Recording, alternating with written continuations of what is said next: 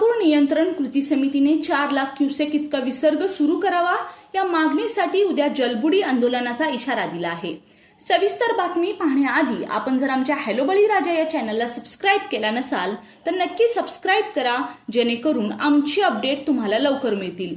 सांगली जलसंपदा विभागाचे अधीक्षक अभियंता चंद्रशेखर पाटोले यांनी आज आलमट्टी धरणाची तेथील अधिकाऱ्यांसमेत पाहणी केली। गेले काही दिवस आलमट्टीतून केल्या जाणाऱ्या विसर्गाबाबत समाज माध्यमांमधून शंका व्यक्त केल्या जात होत्या। इतका विसर्ग होत आहे का याबाबत विचारणा केली जात होती।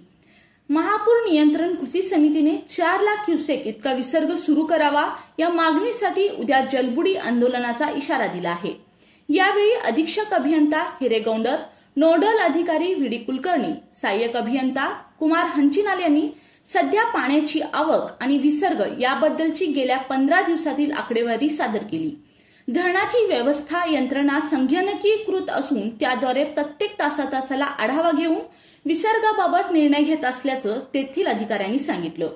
आलमट्टी धरणातून सध्याचा सुरू असलेला 3,50,000 क्युसेक पाण्याचा विसर्ग कायम ठेवू, आवश्यकतेनुसार प्रसंगी त्यात वाढ करू अशी ग्वाही आलमट्टी धरणाचे अधीक्षक अभियंता हिरेगौंडर आणि नोडल अधिकारी व्ही डी कुलकर्णी यांनी दिली आहे।